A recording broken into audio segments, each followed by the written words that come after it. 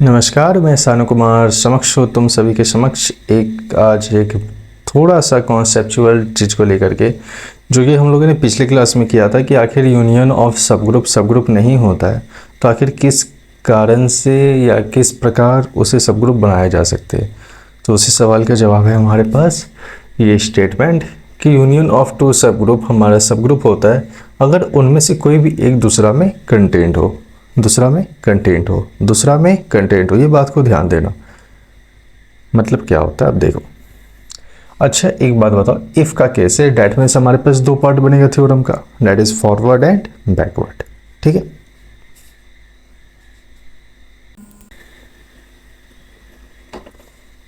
तो प्रूफ में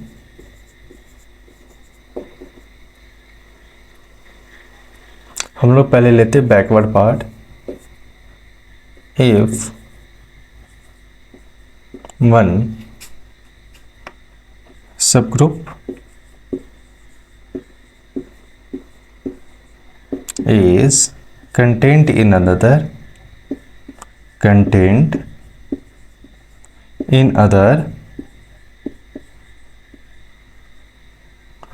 to show, तो दिखाओ ये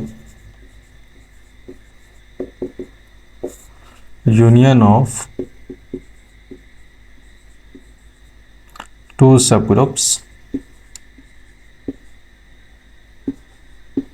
union of two subgroups is a subgroup. हम लोग ले लेंगे प्रूफ में लेट H1 और H2 जो है वो हमारा दो सब ग्रुप से G, जो कि हमारा एक ग्रुप है ना। क्लियर है बात। अब देखना कि हमारा केस वन, मतलब पहला बात ये कि अगर H1 जो है वो कंटेंट है H2 में, देन यहाँ से इम्प्लाई करेगा H1 union H2 is equal to H2, है ना बाबू। और सिमिलरली अगर हमारा H2 कंटेंट है H1 में, देन ये इम्प्लाई करेगा H1 union H2 equal to H1। Clear है। दोनों केस सही है अपना अपना जगह पे। अगर हमारा H1 H2 में बिलोंग कर रहा है, मतलब कंटेंट है, तो H1 यूनियन H2 में वो सारे एलिमेंट्स आएंगे जो कि H1 और H2 में है। और H1 क्योंकि H2 का है तो H1 में वो सारे एलिमेंट्स है जो H2 में है। डैट मीन्स इनफैक्ट कि ये पूरा ही सेट हमारा H2 में बिलोंग कर गया। सिमिलरली अगर H2 जो है वो H1 में कंटेंट है, मतलब H2 में वो सारे एलिमेंट्स है जो कि H1 में है, तो H1 इंटरसेक्स यूनियन X2 करने पर हमारे पास वो सारे एलिमेंट्स ही आएंगे इसमें जो कि इनफैक्ट H1 में कंटेंट है। नेट में H1 यूनियन H2 जो है, या फिर वो H2 में कंटेंट है, या फिर H1 यूनियन H2 जो है H1 में कंटेंट है। मतलब यहाँ से इम्प्लाई कर रहा है कि H1 यूनियन H2 जो है वो कंटेंट है H1 या फिर H2 में। और हमारे पास पता है कि H1 और H2 दोनों ही अपने आप में सब ग्रुप से, डैट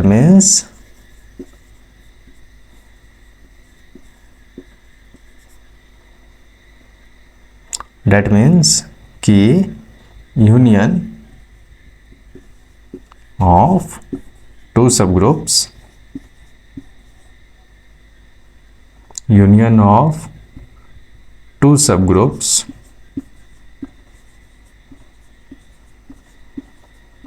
इज ए सब ग्रुप, क्लियर हुआ बात। क्या बात की हम लोग कि H1 क्या कहा जा रहा है थ्योरम, यूनियन ऑफ टू सब ग्रुप्स इज ए सब ग्रुप। क्या बोला थ्योरम, यूनियन ऑफ टू सब ग्रुप्स इज ए सब ग्रुप। यूनियन ऑफ टू सब ग्रुप दिखाना है, क्योंकि इफ का केस है तो हमारे पास दो केस बनेगा। पहला केस ये रहा कि अगर एक सब ग्रुप दूसरे में कंटेंट है तो शो करो यूनियन ऑफ सब ग्रुप होता है। अब H1 H2 दो सब ग्रुप हम लोग लेंगे minimum from the group G। अब पहला केस बनता है कि अगर H1 हमारा H2 में कंटेंट है तो H1 यूनियन H2 जो है वो H2 के बराबर हो जाएगा, है ना। सिमिलरली अगर हमारा H2 जो है वो H1 में कंटेंट है तो H1 यूनियन H2 जो है वो H1 के बराबर होगा। यहाँ से इम्प्लाई करेगा कि H1 यूनियन H2 जो है वो या तो H1 में होगा या फिर H2 में होगा। और क्योंकि H1 और H2 खुद में ही अपने आप सब ग्रुप है, since H1 and H2 both are subgroups,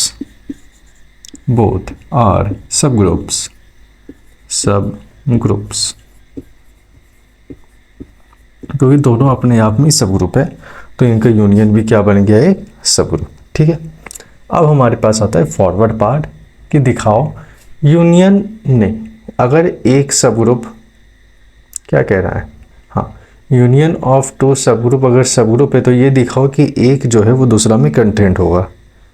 ये बात हमें दिखाना है कि यूनियन ऑफ टू सब ग्रुप्स गिवन होगा। देखो क्या डिटेल में आराम से धीरे धीरे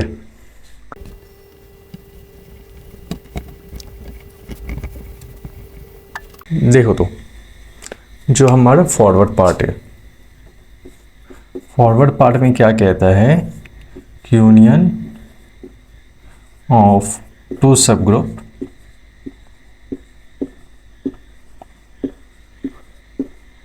is a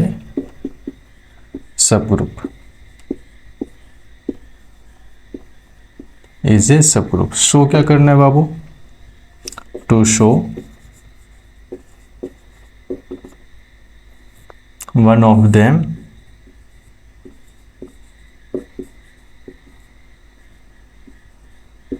is contained in other, है ना। ये बात दिखाना है कि उनमें से एक जो है वो दूसरा में कंटेंट हो। प्रूफ में देखो कैसे होगा हमारे पास। सबसे पहला बात तो यही कि H1 और H2 ये हमारा दो सब ग्रुप से G का, है ना, कोई दिक्कत नहीं है। अगर अब हमारे पास दो केस बनता है, if H1 is not contained in H2, अगर H1 जो है वो H2 में कंटेंट नहीं है तो एक ऐसा एलिमेंट एग्जिस्ट करेगा A from H1 such that A does not belong to H2। एक ऐसा एलिमेंट एग्जिस्ट करेगा H1 से जो कि H2 से नहीं बिलोंग कर रहा है, तभी तो कहेंगे कि H1 H2 में कंटेंट नहीं है ना। और सिमिलरली अगर H2 जो है वो H1 में कंटेंट नहीं है, देन एक ऐसा एलिमेंट्स B बिलोंग करेगा from H2 such that B does not belongs to H1। Clear, एकदम पाकी बात है।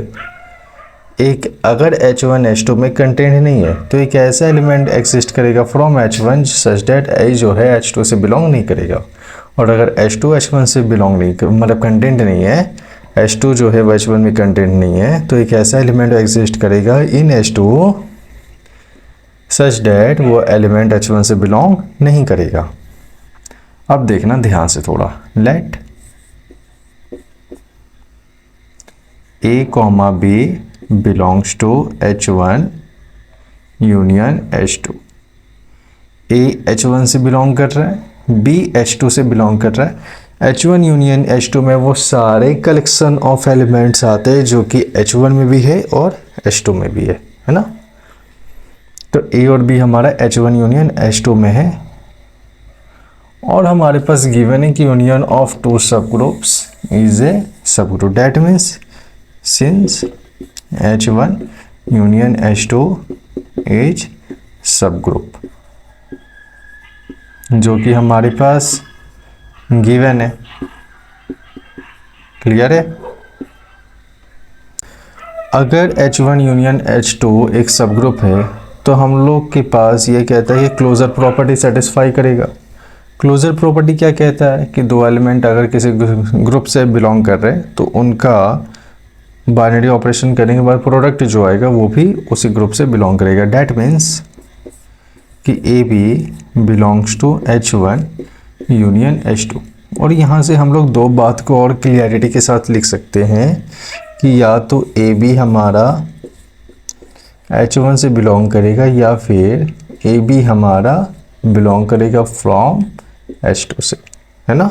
सही बात है। H1 यूनियन H2 में वो सारे एलिमेंट्स आते थे जो कि H1 में हैं और H2 में। हो सकता है AB H1 में हो सकता है AB H2 में हो, क्योंकि A और B हमारा H1 यूनियन H2 में बिलोंग कर रहा है और ये हमारा सब ग्रुप है। अब देखना ध्यान, थोड़ा सा ध्यान चाहिए। हम लोग लेंगे केस 1, इधर लेते हैं।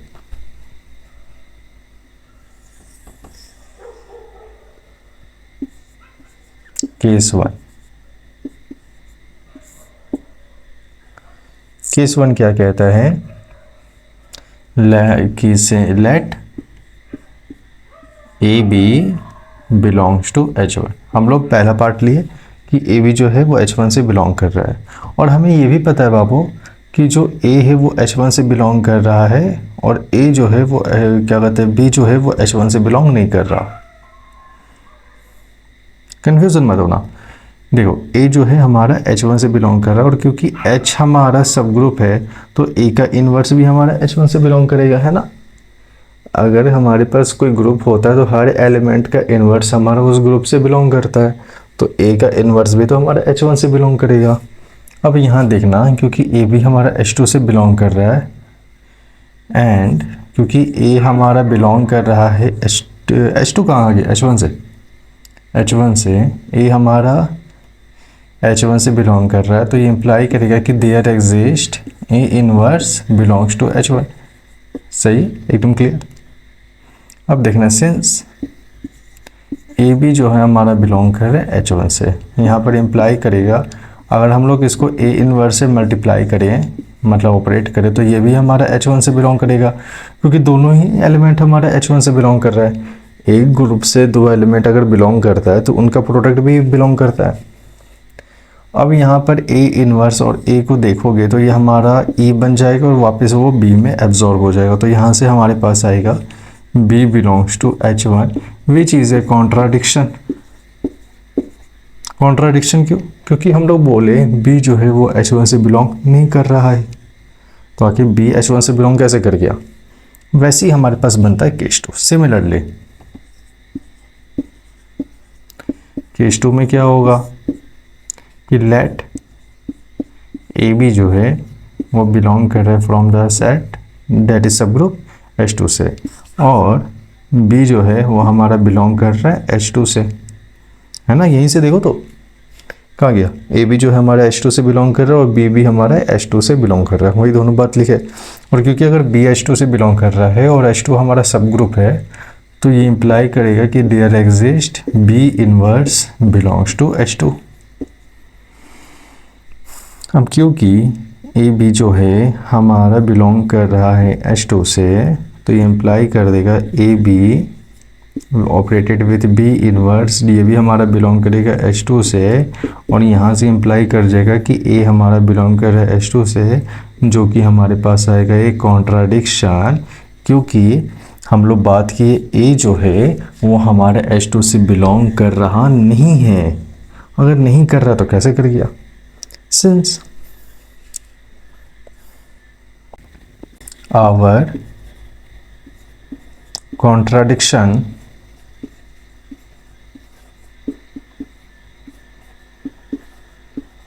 Is wrong. हम लोग जो माने थे कॉन्ट्राडिक्शन रॉन्ग है। कौन सा कॉन्ट्राडिक्शन माने थे, ये वाला कॉन्ट्राडिक्शन माने थे। ये जो है ना, यही हमारा कॉन्ट्राडिक्शन था कि H1 जो है यहीं तक, H1 जो है H2 में बिलोंग ये कंटेंट नहीं है, और H2 जो है वो H1 में कंटेंट नहीं है। हमारा कॉन्ट्राडिक्शन रॉन्ग हो गया से, मतलब हम लोग कह सकते हैं कि यूनियन ऑफ टू सब ग्रुप्स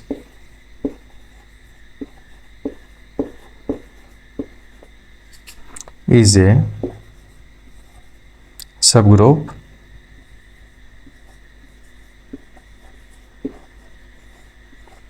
if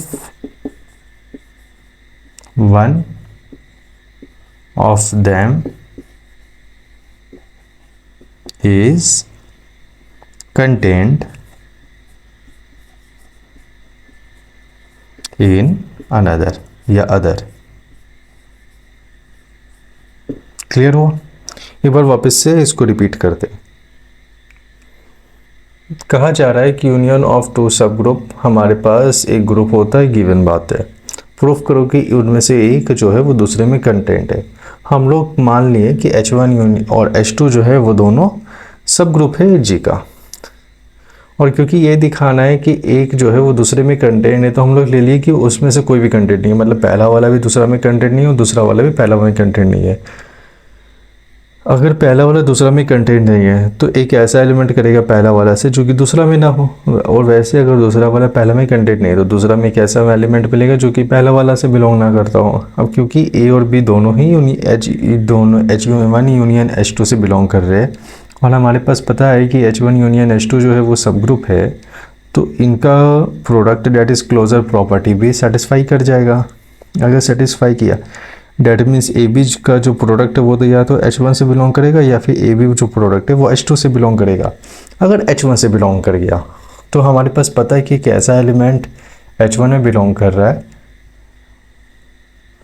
तो उसका इनवर्स भी हमारा H1 में बिलोंग करेगा। और अगर दो एलिमेंट H1 से बिलोंग करे तो उनका प्रोडक्ट भी H1 से बिलोंग करना चाहिए। तो हम लोग यहाँ से देखें कि अगर ए बी H1 से बिलोंग कर रहा है और इन दोनों एलिमेंट का प्रोडक्ट भी H1 से बिलोंग कर रहा है, बट बाद में जो ऑपरेट करने के बाद जो एलिमेंट आया वो H1 से बिलोंग कर रहा है, जबकि ये गलत बात है क्योंकि वो एलिमेंट तो H1 से बिलोंग कर ही नहीं रहा था। तो हमारे पास आ गया कंट्राडिक्शन।